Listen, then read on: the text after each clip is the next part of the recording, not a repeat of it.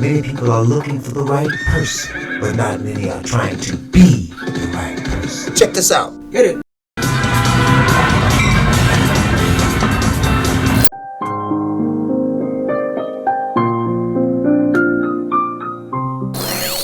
Welcome back to the Deep Dive. Hey there. So today we are analyzing a source that is pretty different from anything we've tackled before. Yeah, this is not a dense academic paper. Definitely not. No, instead we're diving straight into, you could call it poetic philosophy. It's delivered by a voice known as the Reverend Point Blank. AKA the witicizer of comedy. Right.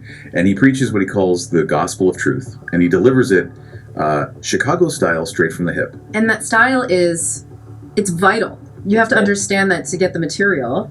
We're looking at his sermon poem, The Echo of Marriage. Mm-hmm. Love doesn't make the world go round. Love is what makes the ride worthwhile. However, respect is greater than love. Most people are looking for the right person, but not many are trying to be the right person. The echoes of marriage. Before we begin, you need to understand the signs. The universe and everything is governed by the 9. As the cosmos is formed, 9 planets to a child is born. 9 months in sight, 9 times 9, any number comes back 9, and that's right. So in the relationship, we dance so fine, but understanding the balance and mastering the number 9. Karma's a bitch. For truth, once spoken, cannot be erased, and pride unchecked leaves love displaced. In the dance of love, the man extends his hand with patience, empathy, and a heart that understands. He listens deeply, and his love is soft and kind, a gentle guiding presence, never cruel and never blind. But when a woman clings to pride, she may not see how her words can wound and her actions can decree. A woman who clings to guise of being right finds love's voice lost in the night. A wise woman builds with a gentle hand, while powerful stubbornness can erode the land. She may insist on winning rather than to mend, and in that stubborn battle, the love may end. For when correction feels like a personal attack, the heart grows cold and the trust may lack. A man, when feeling unheard, may choose to retreat. His silence is not a weakness, but it's of defeat. While she, in her pride, may not see the cost, the bond of love and stubbornness is probably just lost. For love requires both to blend and grow, to listen and learn and let the ego go. A woman who's humble, a man who's strong, together in harmony, they can never go wrong. So let the lessons of pride and humility blend, and let love's true essence guide to the end. For in the balance of what each heart can give, true love and peace will always live. Before you marry her, pose one question clear, a single query that will bring the truth near. Would you trust her with your life if all was lost and gone? If in doubt, and doubt arises, then you must move on. For if you hesitate, let your heart be your guide. And if she's truly loyal, then stand by her side. But if her heart wavers and trust starts to fray, then kindly walk away and don't let love betray. Remember, 9 worlds spin. Understanding the 9 can help you win. Point blank, enjoy your time and master the 9. Peace and love. And this deep dive, it's not really about dissecting the poetry itself, but more about extracting the relationship philosophy inside of it. So what's our mission here? Our mission is to really get to the core of what the Reverend is saying, specifically this concept of mastering the 9. Exactly. And for you, the learner who brought this text to us, you're looking for those core principles, the universal laws that the Reverend Point Blank believes govern our connections. Yeah, how does this really intense message translate into something, actionable wisdom for a relationship? So to do that, We have to start where he does. with the cosmos. You have to. He doesn't just offer this advice in a vacuum. It's anchored in a universal structure. Right. So if we miss this governing principle of the 9, then the rest of it just feels kind of Arbitrary. Exactly. Okay, so let's unpack that. This foundational concept. Why the number 9? I mean, it's more than just numerology, right? Oh, much more. He says the universe, and really everything in it, is, quote, governed by the 9. Governed by it. It's a statement about completeness, about a kind of structural perfection. He gives 3 big examples to prove it's universal. And he starts big. He starts cosmic. He reminds us of the 9 planets, which immediately sets this framework of universal order. That's the macro level. Yeah. But then he immediately brings it right down to the most personal human event. Life itself. Life itself. He points out a child is born 9 months in sight. It's such a powerful link between the order of the cosmos and the biological order of our own existence. And then he seals it with math. Right. He says 9 times any number comes back 9. And if you think about that, it's not just a little math trick. He's presenting it as proof that 9 is the ultimate constant. The point everything returns to. It's cyclical completeness. So, okay, if 9 is this structural completion, how on earth does that translate to 2 people trying to build a life? It's the blueprint. It's the blueprint for harmony. And the Reverend's whole argument is that if this structure governs reality, then a relationship has to follow a similar set of rules. So the goal is? The goal is understanding the balance and mastering the 9. It's about finding that perfect, self-renewing structure between 2 people. You know what I find so arresting about this is that right after he lays out this cosmic law, he tells you what happens if you break it. No easing you in. Not at all. He just hits you with, karma is a bitch. And that immediately reframes everything. Relationship problems aren't just accidents, they're violations of a universal law. Precisely. And the path to failure, he argues, is paved with 2 key erosions, 2 ways things fall apart. The first is about words. Communication and consequence. He says, for truth, once spoken, cannot be erased.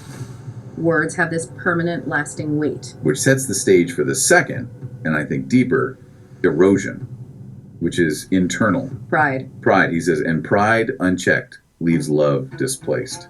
So if words are irreversible, pride is the thing that makes sure those words are destructive. This pride element is the absolute core conflict he identifies. It's the opposite of balance. Pride is one person just clinging to their side of the scale. And he really spends time detailing the consequences of this unchecked ego, focusing on how it shows up in the woman's behavior in the text. Right, he describes a dynamic where the woman clings to the guise of being right. And that insistence on victory. He says it means she finds love's gentle voice lost in the night. So why is being right so toxic to the relationship structure? Because it turns it into a zero-sum game. You can't master the 9 if one person insists on just being a singular one. Right. He notes that she may insist on winning rather than to mend, and that's the crucial split right there.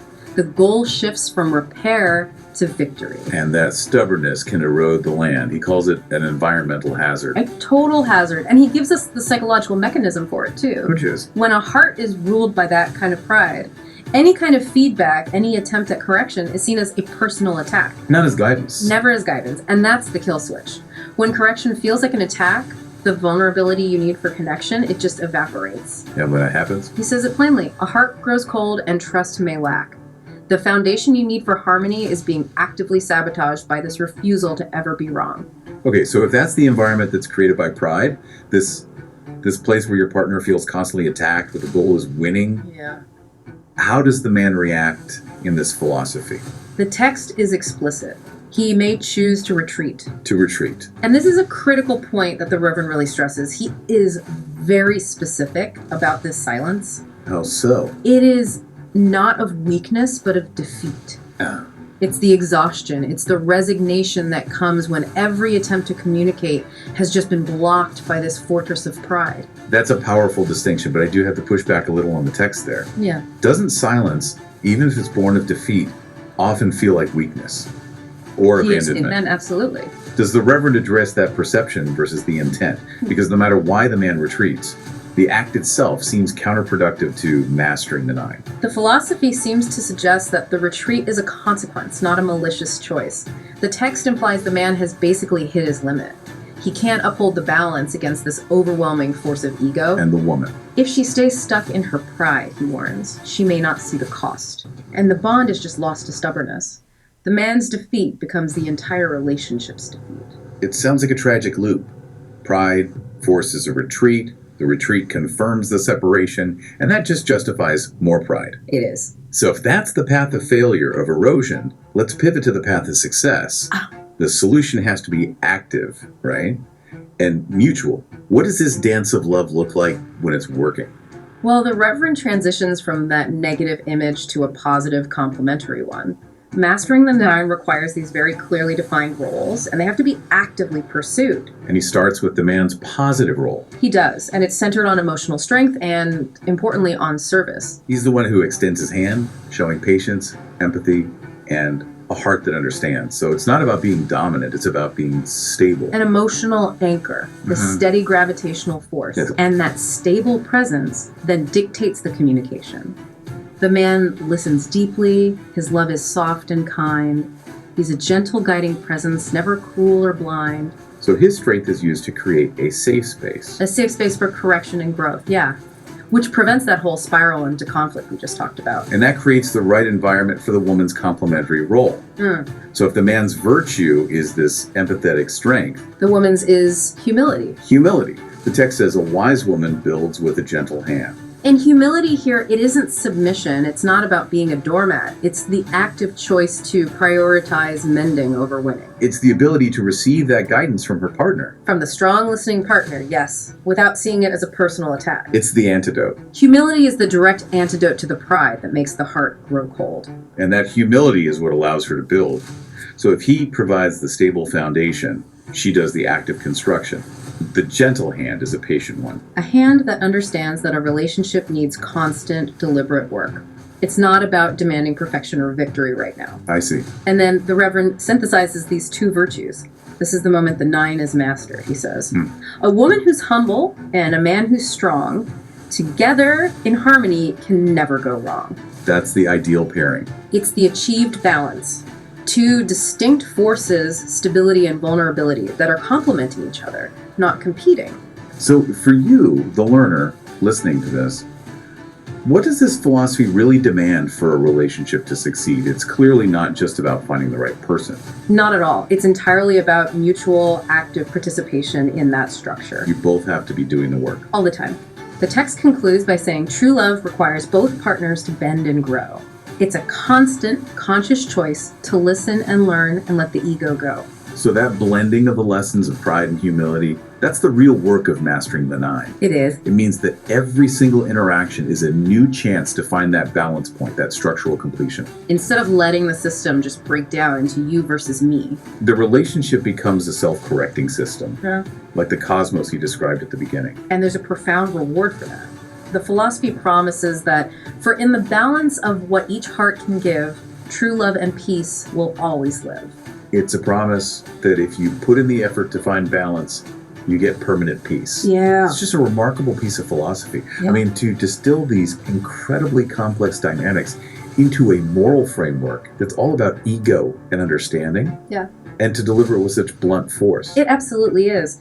And maybe for final thoughts, something for you to mull over, let's go back to the numerical core. The 9. The 9. The Reverend point blank promises that by understanding the 9 can't help but win. Okay. So if the 9 really is structural perfection and balance, how can you, in your own life, approach the next disagreement? The next moment where correction is needed? Not seeking to win, but seeking the balance. Exactly. Are you seeking victory for yourself?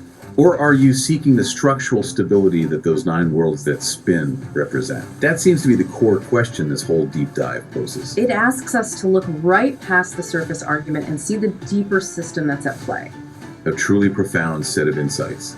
Thank you for sharing your sources with us and engaging in this deep dive into the echo of marriage.